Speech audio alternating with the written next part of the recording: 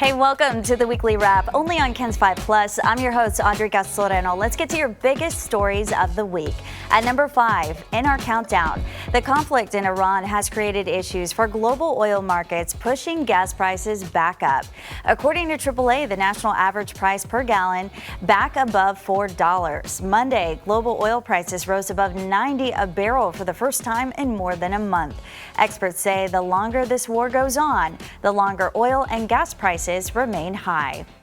At number 4 in our countdown, Spain is the 2026 World Cup champion.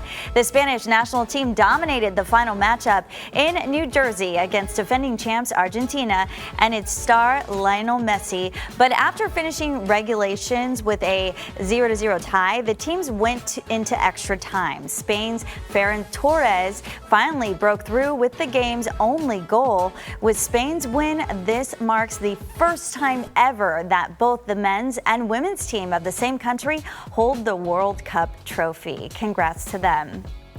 At number 3 in our countdown, the stomach parasite linked to lettuce has now been connected to more than 4,000 cases across 41 states, including in Texas. Despite a false positive test, the FDA says it's confident the outbreak is tied to iceberg lettuce grown by Taylor Farms in central Mexico. The lettuce was distributed to dozens of states and sold at Walmart, Taco Bell restaurants, and other establishments. Symptoms can last for weeks. They include diarrhea, cramping, bloating, nausea, and fatigue. Thoroughly washing produce does reduce the risk. All right, and switching things up, the use of AI in healthcare continues to grow, and as doctors and professionals embrace this technology, many patients have yet to do so. But as Ken's 5's Jeremy Baker reports, in many cases, these AI advisors can help really bridge the gap between your doctor and yourself when it comes to support for certain conditions. Many of us are familiar with AI chatbots when it comes to shopping, the weather, and many of our day-to-day activities. But if you have a medical condition, these chatbots can actually go a long way in keeping your mind and body healthier. Diabetes care is a great example. From a perspective of what has happened historically with kind of improving that disease state, well, it's somebody that's helping kind of manage and guide that individual, right, to do these certain things, right, to take their medication at a certain time. When people are asked about the various reasons for which they use chatbots, the number one reason has consistently been for therapy or mental health support. The American Medical Association says you should use chatbots to explore possibilities, not to be your doctor, to simplify information, add relevant context, to know what your options are when it comes to medicine and treatment, and to prepare questions for your next visit with your doctor. We know personalized medicine is the future. It has to be the future. That's how we're going to get out of these critical disease states and really push humanity forward across the board. If you are new to the world of chatbots, make sure to inform yourself before you jump in. Do a little bit of research on the platform that you're interested in using to see whether they have anything published around the way that they vet information and also what their protocols are in place if there are any kind of serious health issues. The American Medical Association has a guide to help patients use AI chatbots to get healthcare information in a safe, effective, and reliable manner. We have a link with this story on kens5.com. In the studio, Jeremy Baker, Ken's 5. Stick with us. The Weekly Wrap is back after this. I'm Audrey Castoreno, your morning anchor at Ken's 5. San Antonio has been a part of my story for as long as I can remember. It's where my family found its rhythm, where I'm proud to give back by working with our local nonprofits, because investing in our community is what keeps San Antonio strong. From sunrise to sundown, our city keeps moving. So when news moves fast, you need a team that moves with you. Make the move to San Antonio's #1 streaming newscast. Watch anytime, anywhere, weekdays 4:30 to 9 on Ken's 5. I'm Henry Ramos, your anchor at Ken's 5. San Antonio's been home for nearly a decade, so I don't just report about our community, I belong to it. That is why we care so deeply about getting it right. And when local journalism is done right, it doesn't sit still, it moves. It moves us to act, it moves us forward, and it can even move our hearts. And at Ken's 5, we are here for all of it. These are the stories that move San Antonio. I'm Sarah Duran, your morning traffic anchor at KENS 5. Mornings start with strong coffee, good breakfast tacos, and a race to beat traffic on I-35. Born and raised here, I'm a proud graduate of Marshall High School. This is my home, so I know these roads and the best ways around them. From the rush on 410 to the backups along 1604, I've got your commute covered. Because when your mornings are on the move, so are we. Make the move to San Antonio's #1 streaming newscast. Watch anytime, anywhere, weekdays 4:30 to 9 on KENS 5. Welcome back. At number 2 in our countdown, Governor Abbott got a first-hand look at the latest flood damage across Kerr and Kendall counties, surveying the hill country from a Black Hawk helicopter. From the air, crews could be seen repairing power lines and clearing debris. Governor Abbott says more than 530 people have been rescued and more than 500 homes have been damaged across several counties. Even though more rain fell this time, the damage was not as severe as last year's deadly floods. A man on the northeast side went to the hospital and got checked out for sinus pain. The next day, that hospital sent him a text that said he owed more than $3,000, and they hadn't even billed his insurance yet. When the man called KENS, reporter Andrew Moore started asking questions. Carl McHenry says he made sure this hospital took his insurance before being treated. So when he got a message the next day that said he owed them $3,000, he didn't understand what was going on. That hospital never did explain exactly what that $3,000 was for, but after KENS 5 got involved, they erased the bill completely.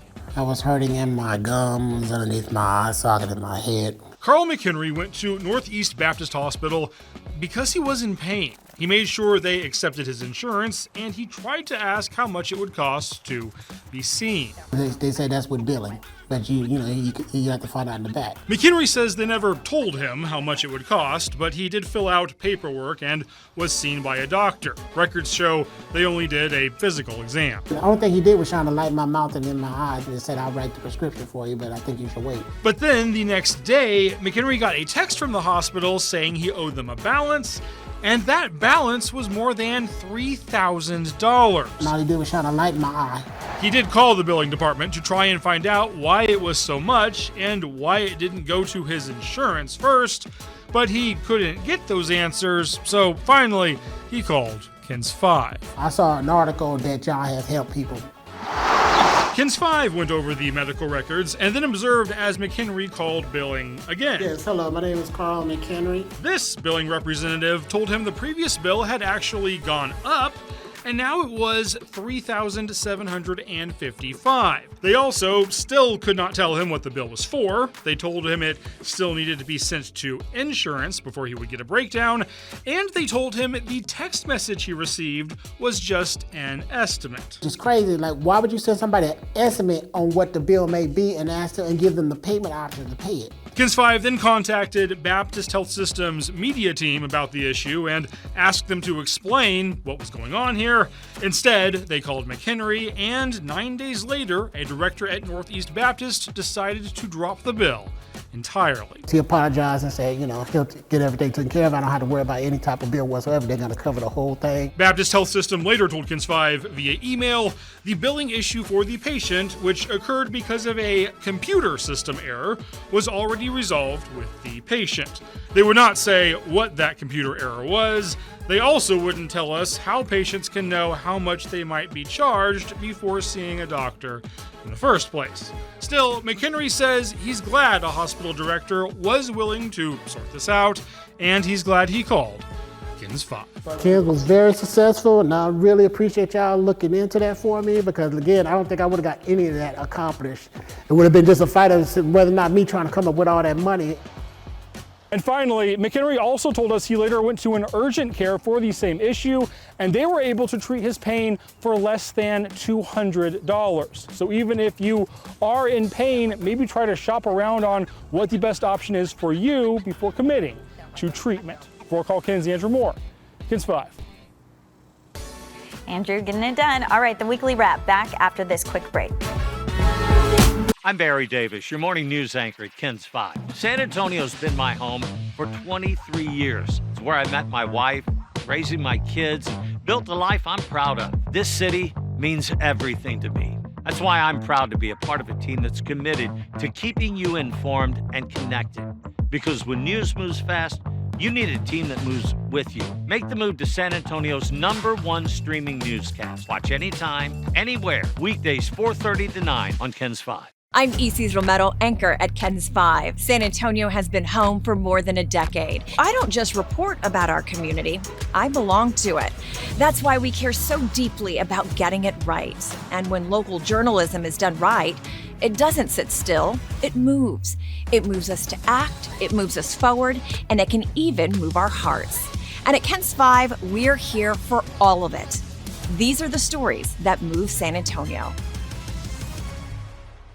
I'm Paul Morellis, your morning meteorologist at KENS 5. You know, I've called San Antonio home for 23 years. When I'm not tracking storms, you'll probably find me on the Canyon Springs Golf Course or spending time with the family. I'm here to keep you prepared, whether it's heavy rain or hail downtown or gusty winds in New Braunfels. Whatever the weather brings, you'll know what to expect before you walk out the door. Because weather never stops, and neither do we. Make the move to San Antonio's #1 streaming newscast. Watch anytime, anywhere, weekdays 4:30 to 9 on KENS 5. Welcome back. A local teacher earning national recognition. She's been selected to help shape the future of agricultural education across the country. KENS 5's Simone Simpson has her story. The National FFA organization has selected just 88 agricultural teachers nationwide to serve as national teacher ambassadors for this upcoming school year. One of them is Adriana Segura in Devine. Agriculture is what's going to feed our communities, what's going to feed our world. If we can educate students on how to do that, I think we'll be okay. Segura has been an educator for 13 years, teaching students about crop production, livestock, and the many opportunities within the agriculture industry. I have a master's degree in plant and soil science, and so plants are my specialty. And then, of course, we have the livestock side, which is showing at major shows, showing at our county show. And so we have those duties that are outside of the classroom as well. And being responsible for a livestock project, whether it's a pig or a rabbit or even an ag mechanics project. In this role, Segura will support more than 13,000 FFA advisors, serving over 1 million FFA members nationwide. Future Farmers of America is not a traditional 9-to-5. For her students, it's a lifestyle. I teach in a rural school district, and a lot of these kids grow up on farms. And being able to have these kids focus on a career like that and being pipelined back into the agriculture field is very rewarding. As a National Teacher Ambassador, Segura's goal this school year is to serve as a resource and mentor for agriculture teachers across the country. Most ag teachers teach 3 to 4 subjects a day, and so it's really difficult to kind of create lesson plans, for whether it's going into the agriculture field or whether it's going into nursing or education. You know, we want to create those resources, so being a teacher is a little bit easier for those ag teachers. Reporting for KENS 5, I'm Simone Simpson.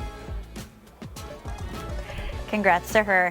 Hey, and at #1 in our countdown, the fighting is escalating in Iran as the U.S. continues to carry out attacks. President Trump issued a new threat towards Iran after attending the dignified transfer of multiple fallen U.S. service members. At least 18 American soldiers have died since the conflict began nearly 5 months ago, including a 19-year-old woman from Dallas. More than 400 have been injured. President Trump is now threatening that anytime Iran shoots at a ship in the Strait of Hormuz, the U.S. will bomb and destroy one bridge or power plant. Despite the uptick in fighting, President Trump still insists that the Iranians want to negotiate a deal. All right, well, thanks for joining us for this week's episode of the Weekly Wrap, only on KENS 5 Plus. Be sure to join us next week for all your other headlines. Bye, guys.